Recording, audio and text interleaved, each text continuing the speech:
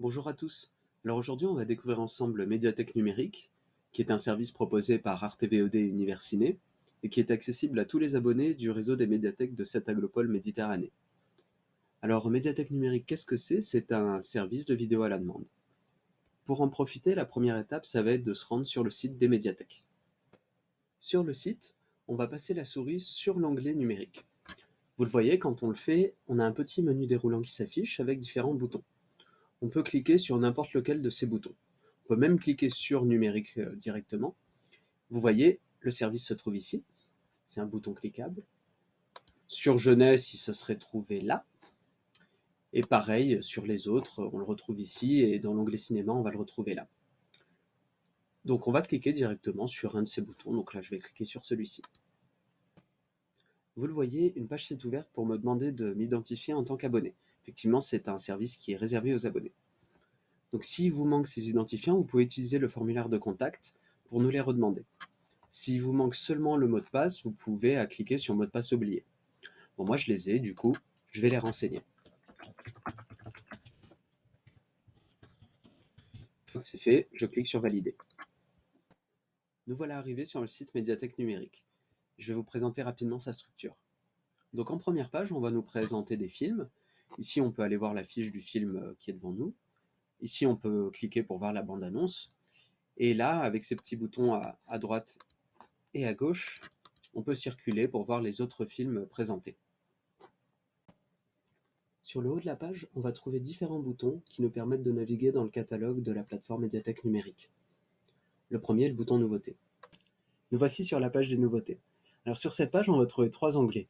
Le premier sur lequel on arrive, c'est celui des sorties récentes, qui va présenter les films les plus récents qui se trouvent sur la plateforme. Le deuxième onglet, Dernier ajout, va tout simplement nous montrer tous les films qui ont été ajoutés récemment sur la plateforme, indépendamment de leur date de sortie.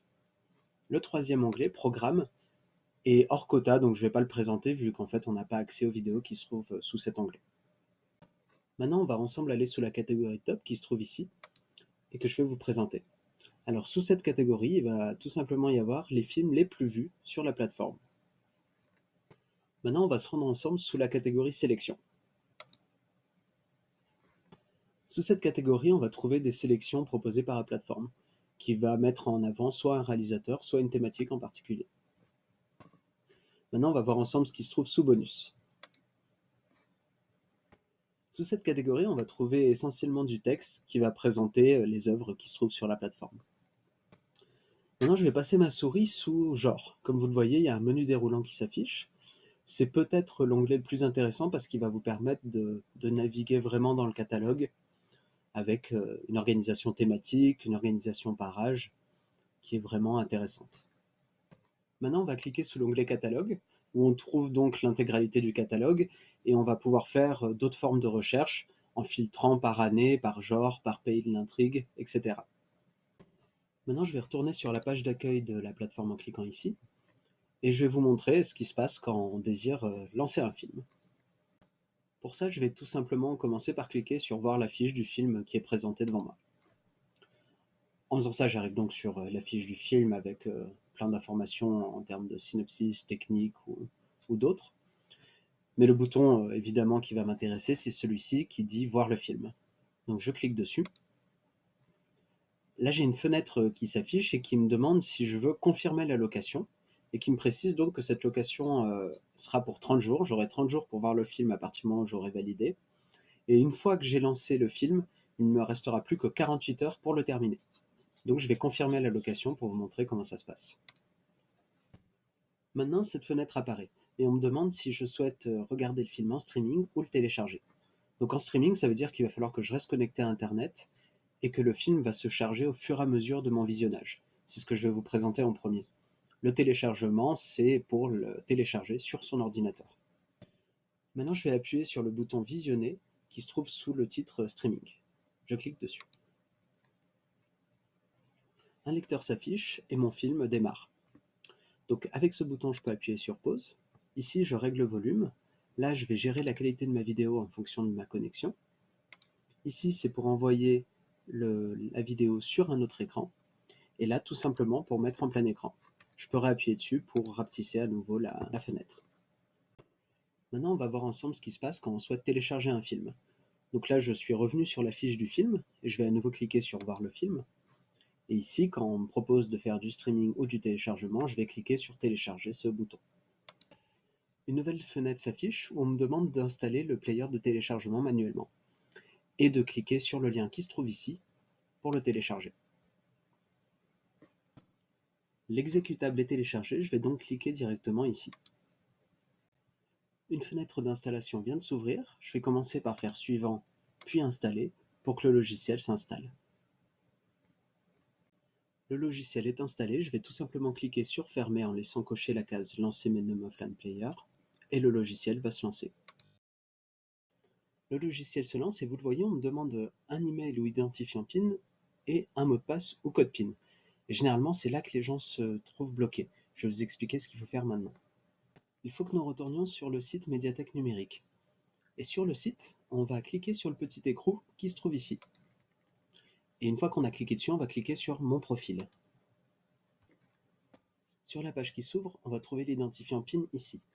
Et ici, on va pouvoir renseigner un code PIN de notre choix. Je vais renseigner un pour ma part et je valide. On va tout simplement recopier l'identifiant PIN ici et le code PIN que vous aurez choisi ici et cliquer sur Valider. Je retrouve les films que j'ai loués sur la page directement. Et ici, je peux les télécharger, ce qui me permettra donc de les avoir sur mon ordinateur et de les regarder même quand je n'aurai pas de connexion Internet. Pendant que le film se télécharge, je vais vous présenter les boutons qui se trouvent ici. Le premier, Rechercher, permet de rechercher parmi les films qu'on a déjà loués. Actualiser va vous permettre d'actualiser la liste des films que vous avez loués si, imaginons, vous êtes allé en louer un nouveau sur la plateforme alors que vous aviez déjà lancé le logiciel. Ici, c'est un bouton pour connaître les téléchargements en cours. Ici, c'est une aide qui va vous présenter un peu les fonctionnalités du logiciel. Dans Paramètres, je vais cliquer. Ici, vous avez l'endroit où se stockent les films. Là, la qualité.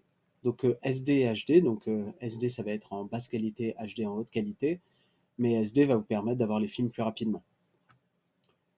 La langue de l'interface, donc là en l'occurrence ça va être français, et ici des éléments pour customiser un peu son lecteur. Le dernier bouton ici vous permet de vous déconnecter. Ça peut être intéressant, notamment si vous avez plusieurs comptes à gérer dans la famille. Vous le voyez, le film est à 32%, mais j'ai déjà un bouton play qui est apparu. En fait, je vais pouvoir lancer le film alors que le téléchargement continue en tâche de fond. Évidemment, si j'étais pas connecté à Internet, au bout d'un moment, le film s'arrêterait. Pour une rapide présentation de ce lecteur-ci, ici on a le bouton lecture pause, ici la jauge de volume, là c'est pour rajouter des sous-titres, et ce bouton permet de mettre en plein écran. Voilà, j'espère que cette présentation de médiathèque numérique vous aura été utile, et je vous dis à bientôt dans nos médiathèques.